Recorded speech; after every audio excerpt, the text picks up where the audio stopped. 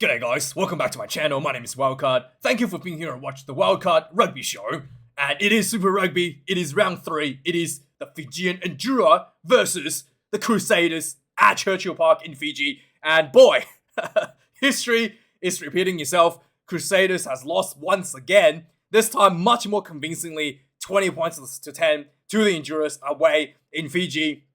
And once again, going into this game as well, just reading the news, Crusaders has once again opted to put on a bit of a less experienced, let's say, team onto the field. There was 3 debutants, and one of the players that really boggled my mind that they decided to not play was Owen Franks, who was absolutely dominant for the Crusaders after stepping in for Tamati Williams, who suffered a leg injury, and knowing that the scrummaging is going to be the key area, knowing that the scrummaging has been a key area where the Crusaders were able to assert the dominance to beat the Endurers, they somehow opted to handicap themselves in this area, and it was just horrendous. The Crusaders had a bit of a dominance in the first half in the scrummaging, and then it just completely fell apart in the second half.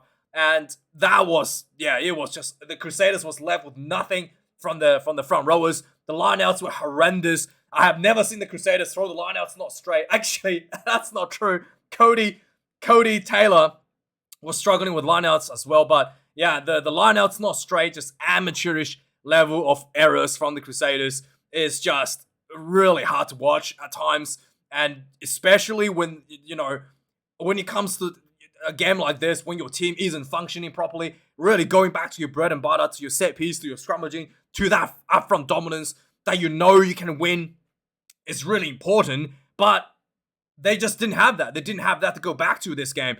And you can tell me who's the playmaker for the Crusaders this game, because I don't know. Is it David Havili? Is it that number 10?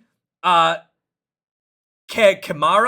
What happened to Rihanna, the guy that did really well, I thought, against the Chiefs in the first round? He's completely gone. And the Crusaders were just going sideways the whole game. And then eventually they're like, okay, why bother going sideways when we can just kick the ball away? And they just end up literally kicking the ball away after one phase play. For the entire match, there was one set play from the Crusaders that actually worked, or they actually looked like they trained, like practicing training, which was the one that scored a try. Ironically, the only person who was scoring a try for the Crusaders was Sevu Reece, another Fijian. And this was a really nice setup for the Crusaders. They had a line out, 2 passes infield to the fly half, essentially, and then back infield to the 9, and then back infield again to Sevu Reece, who was hiding behind the big forwards, and then, ran straight into the 9-10 channel for a nice little try for the Crusaders. Outside of that one set piece play where it looked like the Crusaders actually trained amongst themselves, the rest of the game, it was just like the worst I've ever seen. Honestly, it was bad. It was greasy and hot conditions. There was a lot of knock-ons. Fijians also suffered a little bit of knock-on issues, but a lot of Fijian knock-on because they're playing a more expensive style of rugby, because they're passing the ball around, throwing a lot of these offloads. That's what's leading to the Fijian knock-ons. The Crusaders just straight up knocking the ball on. Like, it was just, really inexcusable for a team in the caliber of the Crusaders. And once again, is Razor leaving the team really hurting the franchise? Is it because if you're gonna say, oh, the Crusaders are missing a lot of the key players, like Will Jordan, Richie Mo'unga is gone. Don't forget the Crusaders won the Super Rugby last year with 3 All Blacks on the field, and that's it. Like, they had Whitelock. Whitelock was injured for the most part as well, so they had Scotty Barrett, Richie Mo'unga, and then I think it was Will Jordan, and that's basically it for the Crusaders. They had so many injuries towards the end of last year, and they were dominant with their reserves. They were able to build that cohesion amongst all the ranks of the team, and there were no problems with all the injuries, with all the people not able to play. Still dominant, destroying competitions going into the final, and what we saw here was just completely a lack of any cohesion in the team at all. The Fijians was really happy that the Crusaders was just kicking the ball away, because they love the counter-attack. He played right into the Fijians' game plan. Offloads, just spreading the ball wide, exploiting the two sidelines, the space near the sidelines, and and it yielded good results, 20 points to 10. And I think the most telling part of the Endurers was the way they were able to manage the set piece. In the first half, the scrum was struggling a little bit for the Drua, but second half, when Dongay came on, the Rugby World Cup quarterfinalist, by the way, Dongay came on and Crusaders put on their reserves, and it was just a one-sided affair at that point for the Endurers in the scrummaging. And building back of that, Armstrong, Valua was doing a really good job at 10, doing a really solid goal kicking as well. And just playing to their style, not relenting, just absolute brutal running, hard hitting in the game. It was just like you can hear the collision on screen. Like it was just brutal. And then just through physicality, through just good running game, through that Fijian style. I thought this was quite an impressive win by the Endurers out of this game. Nick Berry was the referee. I thought he actually did a pretty good job this game. I was really worried that he's going to just throw the law book out of the window like Damon Murphy did last night to speed up the game under instructions by Rugby Australia, but he did not do that. He was really clear on the decisions that he made, and I thought he did a really good job. He gave the scrum a chance, and when it's 50-50, he called for the use of the ball. When it was clear advantage to the one team, he allowed that one team to take the penalty, and it was just it was really, really good to see a game being managed properly, and not just an absolute joke of a game where there was no laws. And with that being said, let's have a look at the match stats. There's some really interesting stats out of this game. 2 tries to one to the Fijian Drua, 423 run meters to the 326 of the Crusaders. The key area here that the Crusaders going to be really hurting is the turnovers conceded. Like I said, the Drua conceded 16 turnovers, and a lot of them, is like drop balls, but the Endurers drop balls were resulted from offloading. They were making line breaks, offload, taking the risk, right? That's what resulted in the knock-on. The Crusaders knock-ons were just people spilling the ball, actually. It was pretty horrendous. 20 turnovers conceded against the Crusaders. Tackles count, 58 tackles made for the Endurers, 25 missed tackles, really high in terms of percentage. The Crusaders had to make 155 tackles. Let me just refresh this to make sure that's correct. 155 tackles for the Crusaders, 38 missed tackles for the Crusaders. The goal kicking was horrendous for the not horrendous. There was one penalty kick missed by the Crusaders, about 100% for the Fijian, for the young kid Armstrong Lavula. Really, really impressive. The set piece is an absolute mess for I think for the Crusaders, probably more so than the Endurers. 7 lineouts of Endurers, 4 lost. Crusaders 9 lineouts, 5 lost. 3 out of the 5 losses were lineouts thrown not straight. So that is absolutely atrocious. One scrum loss against the Crusaders out of 8. Like I said, in the first half, the Crusaders were having scrum dominance, were getting penalties out of the scrum, and then in the second half, somehow the coaches decided to put on rookies, who was it? That Joe Moody, who's been really out of form for a very long time now, and then his partner coming off the bench, Seb Calder. Based on my research, this guy is pretty young. He's like, only joined the Crusaders last year. He's only had 7 caps for the Crusaders. And got absolutely destroyed by Dongay in the second half. And it was just, really just, that should have been Owen Franks. Don't know why they decided that, that was sufficient to win this match. It was just really coaches underestimating the Endurers or overestimating their own players. Whichever one it is, it was just not a good result. And that aside, the penalties conceded, the Crusaders was pretty disciplined. 6 penalties conceded, and then the Endurers conceded 12 overall. And let's quickly go through some of the points scored off the game. So 13 minutes into the game, there was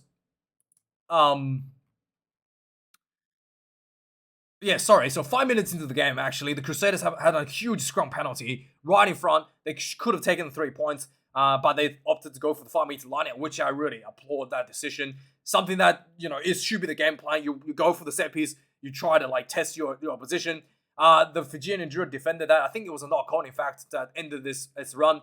12 minutes into the game, Fijian was getting themselves in the front foot, applying a lot of pressure. A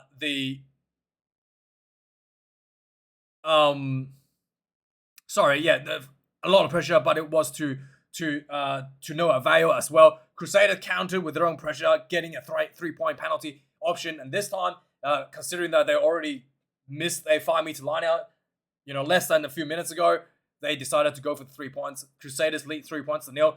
18 minutes into the game, again, the Crusaders showing that set piece, showing that is the key area that they should be emphasizing, and they have, the game plan still going for them at this point. 18 minutes in the game, they go for the line out. The ball went to like the 12 position, inside ball to the 9, inside ball again to Samuel Rees, who ran a straight through the 9 channel. No one was expecting this, and then he just went through for the first try for the Crusaders. 10 points to nil. 22 minutes into the game, that was a huge scrum to the Endurers. This is already starting to show the Endurers starting to turn the scrum around. Fletcher Newell got popped out of the scrum. Penalty to the Endurers. 10 points to 3 for the 3-point penalty. 25 minutes into the game, the Crusaders already lost 2 lineouts because of not throwing it in straight. 33 minutes into the game, there were a lot of repeated penalties against the Crusaders. Fijians got really, really close. They had a rock that's kind of like near the post, and then there was a really long pass by Frank Lomani all the way out to the wing to the man Ravu Tamandra, who shrugs off. He did a little goose step, shrugged off the first defender, and then bumped over the second one, went over for the try. It was just unbelievable. 10 points draw at this point, 33 minutes into the game. Just before halftime, Crusaders had a penalty. They go for the 3 points, and then they missed that opportunity. Second half, 45 minutes into the second half, there was a massive build of pressure from the Endurers. Just forwards keeping it tight, pick and goes, one shot crash balls, a really good structure, and finally Frank Lomani quick pick up the ball, saw the try line in front of him, just ducked himself through for the try. 17 points to 10 for the Endurers. 45 minutes in.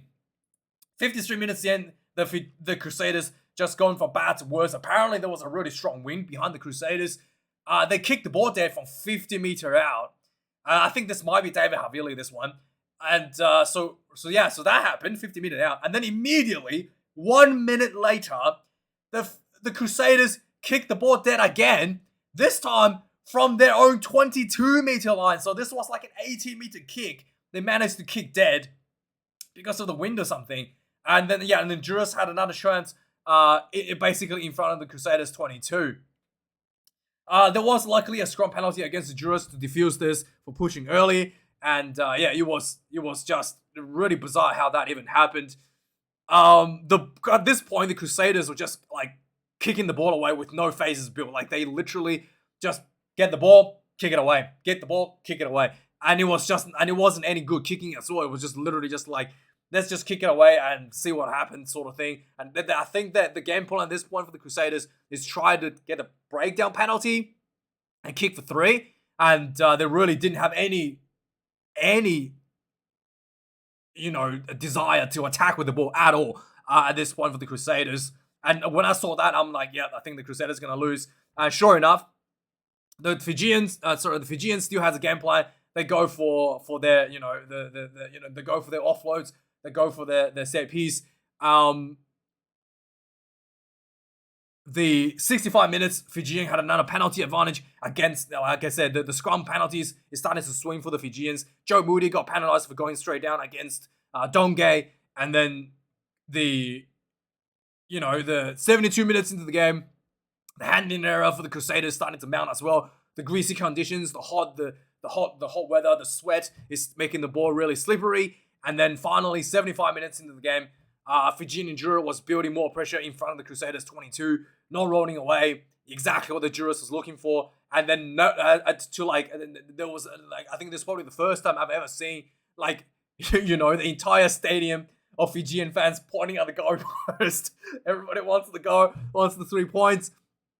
And Armstrong Ravula kicked this one in for the Endurers, 20 points to 10. And 80 minutes into the game, final last play for the Crusaders, could still get some points for the bonus point, the losing bonus point. Line out, not straight. And that was the end of the game. It was just horrendous for the Crusaders. And once again, congratulations to the Endurers. Really, really good result. And I just wanted you guys to see how far this has turned around. The Endurers lost to the Crusaders in the inaugural game, 61 points to 3. And then last year, they last year they lost 49 points to 8 at the semi-final and only beating Crusader by 1. And look, now they're completely dominating the Crusaders, 20 points to 10. Let me know your thoughts. Is it because why the Crusaders lost? I think the performance from the Endurers was probably about a 7.5 this game. The Crusaders was, I would say they probably started at a 7 and then they finished at like a 4. It was horrendous in the second half. So yeah, like that was just really not the Crusaders team that we're used to. You can let me know your thoughts. Is it because Razor leaving the game? Is it because Crusaders once again underestimated the Endurers? Or is it because just the injuries that's hurting the Crusaders too much, losing their key players around the park? But yeah, let me know your thoughts in the comments. Thanks for watching, guys. Like, comment, subscribe. See you guys later for probably Six Nations. And thanks for watching. I'll see you guys later. Cheers.